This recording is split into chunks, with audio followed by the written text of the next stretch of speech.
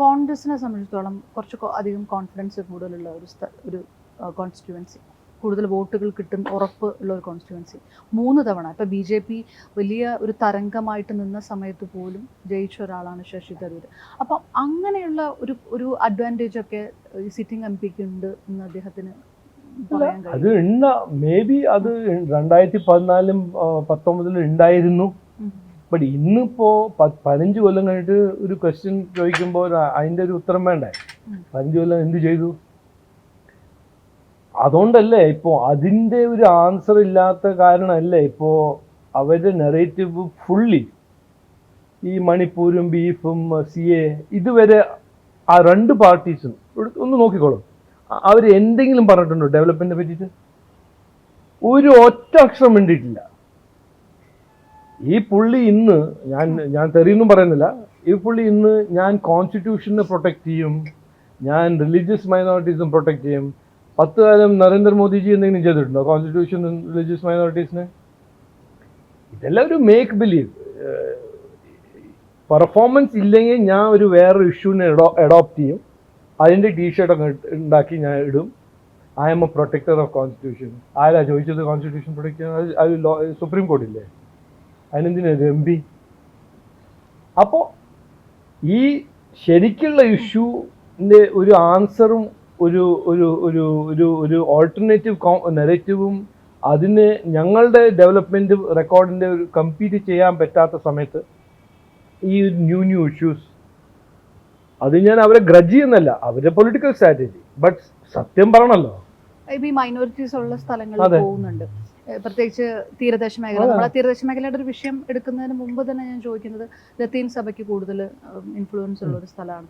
ഈ മൈനോറിറ്റികൾക്ക് ഒരു ഇൻസെക്യൂരിറ്റി ഉണ്ട് എന്ന് പ്രധാനപ്പെട്ട സഭാധ്യക്ഷന്മാരൊക്കെ പറഞ്ഞ സിറ്റുവേഷൻസ് ഉണ്ടായിരുന്നു. അതൊക്കെ ചോദ്യമായിട്ട് വരാറുണ്ട്. പിന്നെ എന്നോട് എത്രയോ ചോദ്യം വന്നിട്ടുണ്ട്. ഞാൻ പറയുന്നുണ്ട് ഇത് ആരാ ഈ വിഷം തലയിൽ ഫില്ല് ചെയ്യുന്നത്? ഇത് വിഷമല്ലേ? ഇത് സത്യമാണോ? ഇതിൻ്റെ എവിടെയെങ്കിലും ഒരു എവിഡൻസ് ഉണ്ടോ? ആരെങ്കിലും എന്തെങ്കിലും ചെയ്യുന്നുണ്ടോ? 10 കൊല്ലം നരേന്ദ്രമോദിജിൻ്റെ സർക്കാരിൽ ഏതെങ്കിലും ഒരു സ്കീമിൽ ഡിസ്ക്രിമിനേഷൻ ഉണ്ടെന്ന് കാണിച്ചാൽ ഞാൻ രാഷ്ട്രം വിട്ടു പോകാൻ തയ്യാറാണ്. ഇല്ല, ചെയ്തിട്ടില്ല. അദ്ദേഹം എല്ലാവർക്കും ഒരേ സമാനം, constitutionally equal, fundamental rights equal. അത് വീടാണോ, ഇൻഷുറൻസ് സ്കീമാണോ, ഏത് സ്കീമാണെങ്കിലും എല്ലാവർക്കും കിട്ടുന്നുണ്ട്.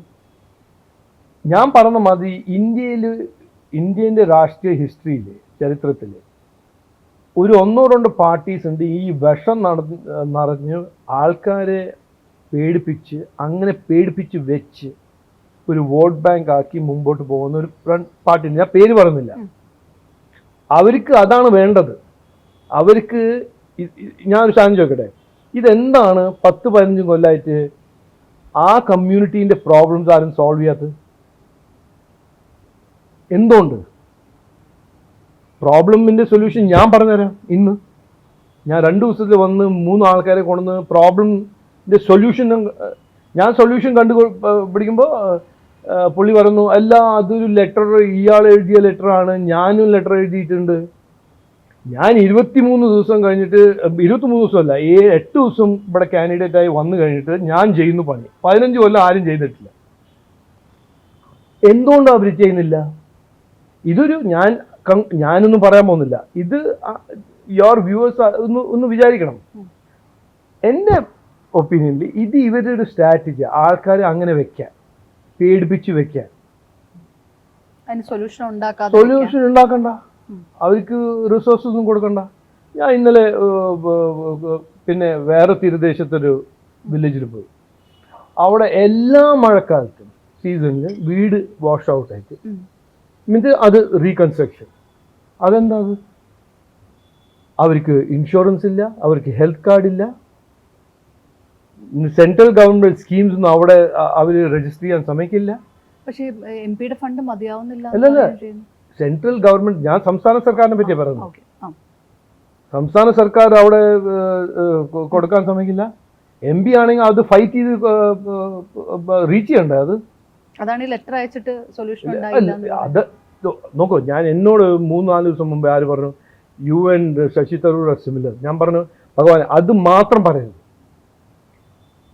നമ്മൾ ചോക്ക് ആൻഡ് ചീസാ. ഞാൻ ചെയ്യുന്ന ഒരാളാണ്. ഞാൻ ഒരു സാധനം, ഒരു പ്രോബ്ലം, പ്രോബ്ലം കണ്ടാൽ ഞാൻ വിടില്ല. അത് ഞാൻ എഴുതിയിട്ട് എൻ്റെ പണി കഴിഞ്ഞു എന്ന് ഞാൻ വിചാരിക്കില്ല. ഞാൻ അതിനെ ചേസ് ചെയ്ത്, ഞാനിപ്പോൾ അപർണൻ്റെ ഒരു സഫറിങ് കണ്ടു, എന്നിട്ട് ഞാനൊരു എഴുതി അയച്ചു. ഞാൻ കണ്ടു Aparna is suffering, your sincerely. അതാണോ ചെയ്യേണ്ടത്? അതാണോ എക്സ്പെക്ടേഷൻ? അതാണെങ്കിൽ ഞാൻ അങ്ങനെയല്ല. ഞാൻ ഇഷ്യൂസ് ചേസ് ചെയ്ത് അതിൻ്റെ ഒരു പരിഹാരം ഉണ്ടാക്കണ വരെ അതിൻ്റെ പിന്നിൽ നടന്നു ഓടി ആ സഫറിങ് നിർത്താനാണ് എൻ്റെ ഒബ്ജക്റ്റ്.